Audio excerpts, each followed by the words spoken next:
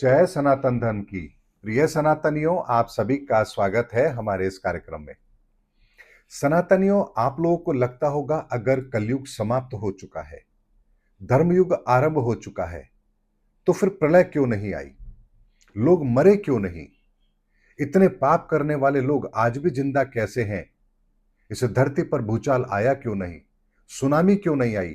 तहस नहस क्यों नहीं हुआ? इस संसार अब भी वैसा ही क्यों दिख रहा है? क्या इन्हीं घटनाओं से आप धर्म युग और कलयुग के समापन का अंदाजा लगा रहे थे? तो आज के इस वीडियो को देखने के पश्चात आपके दिमाग से संशय का पर्दा जरूर हट जाएगा। सनातन एक बात को समझिए कि ये संसार ना मेरा बनाया हुआ है, ना आपका बनाया हुआ है। ये संसार ईश्वर का बनाया हुआ है। और ये संसार यदि ईश्वर का बनाया हुआ है, तो इस संसार की प्रत्येक चीज भी फिर ईश्वर के द्वारा निर्मित है। और जो चीज ईश्वर के द्वारा निर्मित है, उसकी देखरेख, उसकी सृजना, उसका विनाश, ये सब कुछ भी फिर उसी के ऊपर निर्भर है। वो किस चीज को कब तक इस संसार में रखना चाहता है, कब किस चीज को इस संसार से विलुप्त करना चाहता है, ये उसकी इच्छा शक्ति पर है। ये आपकी और मेरी इच्छा शक्ति पर नहीं है। ऐसे में हमें लगता है कि यदि इस संसार के अंदर धर्म स्थापित होगा, तो सब कुछ तहस नहस हो जाएगा, सब कुछ नए सिरे से होगा। लेकिन सनातनियों एक बात को समझिए, ईश्वर कभी भी विनाश नहीं करते हैं। ईश्वर यदि विनाश नहीं करते, तो फिर धर्म स्थापित करते कैसे हैं? इस बात को भी समझ लीजिए। ईश्वर कभी भी विनाश नहीं करते हैं। ईश्वर हमेशा संतुलन कायम करते हैं। यानी संसार के अंदर धर्म और अधर्म के बीच में एक ऐसा संतुलन कायम रखते हैं जिससे ये संसार सदैव गतिमान रहे। अगर इस संसार के अंदर सभी अच्छे होंगे, सभी संपन्न होंगे, सभी सुखी होंगे, तो इस ब्रह्मांड के निर्माण का मैकेनिज्म ही समाप्त हो जाएगा। इस चीज को ऐसे समझिए कि जैसे एक पौधा हम लगाते हैं, उस पौधे के अंदर बीज से पौधा निकलता है, पौधे से वो वृक्ष बनता है और तब जाकर के आपको उसमें फल प्राप्त होते हैं। ऐसे में यदि आप ये कहें कि ऐसा क्यों नहीं हो सकता कि हम बीज को उगाएं और सीधा ही हमें फल प्राप्त हो, ये तना, पत्ती, ये शाखाएं, ये जड़, इसकी आवश्यकता ही क्या है? तो ऐसे में एक बात को समझिए, उस फल को भी अपनी उस अवस्था तक आने के लिए जड़ की भी आवश्यकता होगी, तने की भी आवश्यकता होगी, पत्तियों की भी आवश्यकता होगी और फूल की भी आवश्यकता होगी, तभी वो फल बनेगा। और फल बनेगा तभी उसके अंदर नए बीज भी सृजित होंगे।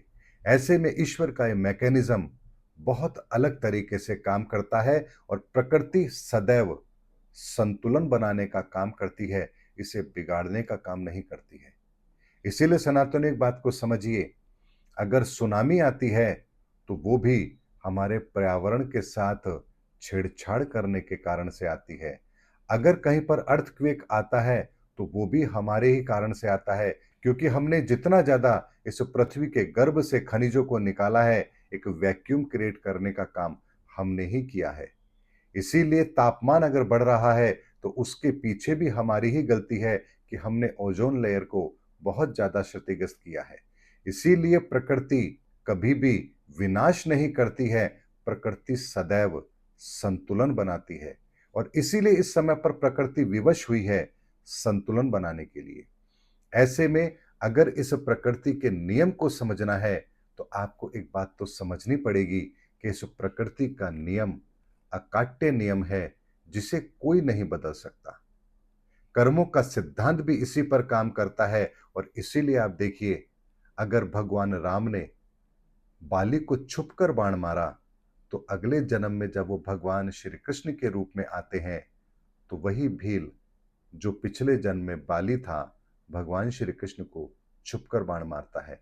यानी कर्म का सिद्धांत जो ईश्वर के द्वारा बनाया हुआ है, उसको भी स्वयं ईश्वर कभी नहीं तोड़ते जब वो स्वयं भगवान के रूप में इस धरा पर आते हैं।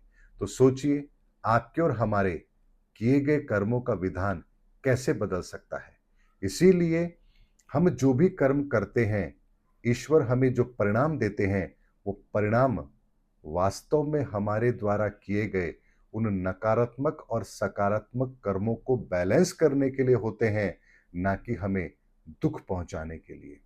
इसीलिए इस बात के मैकेनिज्म को समझ लीजिए कि ईश्वर इस धरा पर जो भी करते हैं, संतुलन बनाने के लिए करते हैं, विनाश के लिए नहीं करते हैं।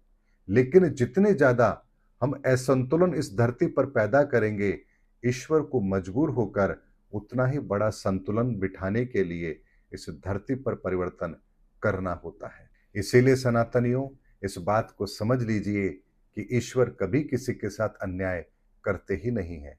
और अगर इस रहस्य को समझना है तो आप ज्योतिष विज्ञान के द्वारा समझिए, आपको एक एक बात अच्छी तरह से समझ आएगी। इसीलिए आप देखिए, मंगल की दो राशियां होती हैं, 1 और 8। दोनों को मिलाएंगे 9 बनेगा, यानी 9 इस ब्रह्मांड की ऊर्जाओं की पूर्णता है। शुक्र की एनर्जी भी 2 और 7 है, यानी 9। और बुध की एनर्जी भी 3 और 6 है, यानी कि 9। यानी इस ब्रह्मांड का जो मैकेनिज्म है वो इस तरह से काम करता है कि जब एक व्यक्ति अपनी किसी ऊर्जा को पूर्णता में लेकर जाता है तो एक तरीके से उसे 9 की प्राप्ति होती है, अर्थात 9 की पूर्णता की प्राप्ति होती है। ऐसे में इस 9 की एनर्जी को जब लेकर आप इस संसार में आते हैं, इसका मतलब ये है कि आप उस एनर्जी को पूरी तरह से अपने लिए प्रयोग लेने में सक्षम है। लेकिन जैसे जैसे आप कोई कर्म करते हैं और उसके द्वारा उन ऊर्जाओं को दूषित करते हैं, यही आपकी ऊर्जाएं क्षीण होने लगती हैं और एक स्तर ऐसा आता है जब आप इसे शून्य तक लेकर चले जाते हैं। और जब आप शून्य तक इस ऊर्जा को लेकर जाते हैं, तभी आपके भीतर इन ऊर्जाओं को परिवर्तित करने के लिए ईश्वर वो विधान लिखता है जिसके द्वारा फिर आप कहते हैं कि ये तकलीफ मेरे जीवन में क्यों आई। क्योंकि आप जिन ऊर्जाओं के साथ जितनी ज्यादा छेड़छाड़ करेंगे, आप अपनी ऊर्जाओं के स्तर को उतना ही नीचे लेकर जाएंगे, उतनी ही मिलावट करते जाएंगे और एक दिन ये मिलावट आपको उस शून्य अवस्था तक पहुंचा देगी जहां से इस ऊर्जा का नवसृजन अत्यंत आवश्यक होता है।